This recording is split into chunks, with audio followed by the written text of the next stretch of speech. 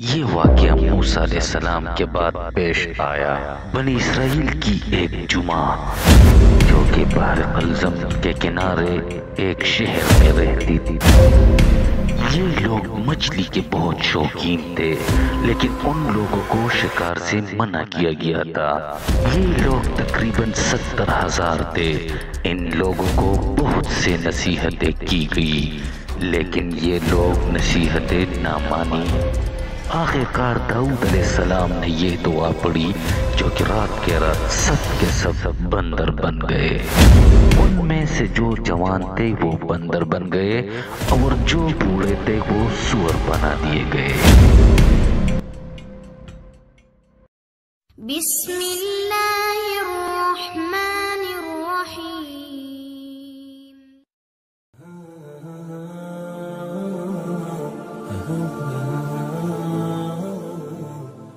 یہودیوں کا بندر بننا۔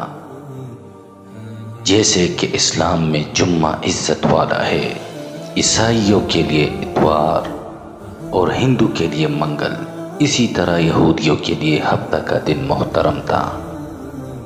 مگر فرق اتنا ہے کہ اسلام میں صرف ان لوگوں پر جن پر جمعہ کی نماز فرض ہے۔ جمعہ کی پہلی اذان سے ختم نماز تک وہ دنیاوی کاروبار کرنا حرام ہے۔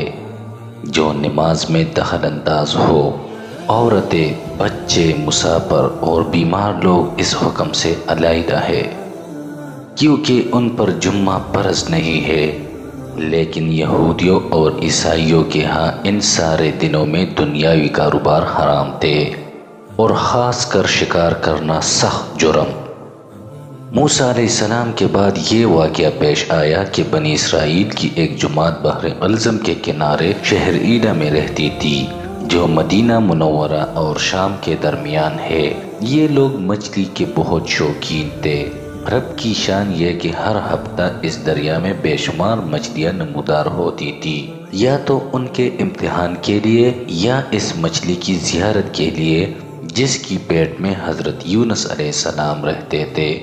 باقی دنوں میں سب مچھلیاں غائب ہو جاتی تھی۔ ان کے منہ میں پانی بھر آیا اور سوچنے لگے کہ کسی تدبیر سے ان کا شکار کرنا چاہیے، جس سے شکار بھی ہو جائے اور ہفتہ کے دن کی بے حرمتی بھی نہ ہو۔ آخر ان عقل مندوں نے یہ ہی نہ سوچا کہ دریا کے ارد گرد بہت سے گہرے غار کھود دیے اور دریا سے اس غار تک نالیاں بنا دی۔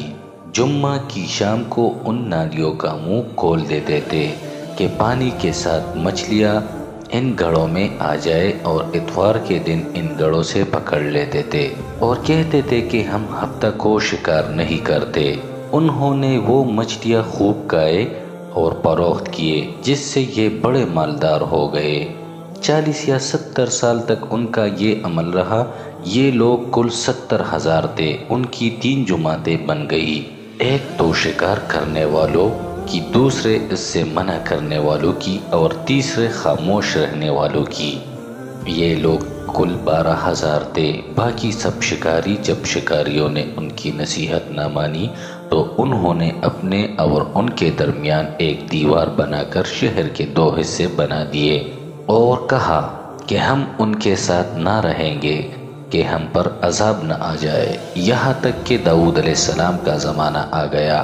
آپ نے ان کو شکار کرنے سے منع کیا اور فرمایا کہ اے بیوقوفو، قید کرنا ہی تو شکار ہے۔ جیسے کوئی ہرن کو جال میں پھانس لے، اس نے شکار کر لیا، کھائے یا نہ کھائے، اور کھائے تو آج ہی کھائے یا کبھی دوسرے وقت۔ عرض ہے کہ ہفتہ کے دن تمہیں شکار کی ممانعت ہے، نہ کہ فقط ہاتھ میں پکڑنے کی یا کھانے کی۔ اس سے باز آ جاؤ، ورنہ عذاب میں گرفتار ہو جاؤ گے۔ شکاریوں نے کہا کہ ہم تو بہت عرصہ سے یہ کام کر رہے ہیں، اگر یہ برا ہوتا تو اب تک ہم کو امن کیوں ملتی؟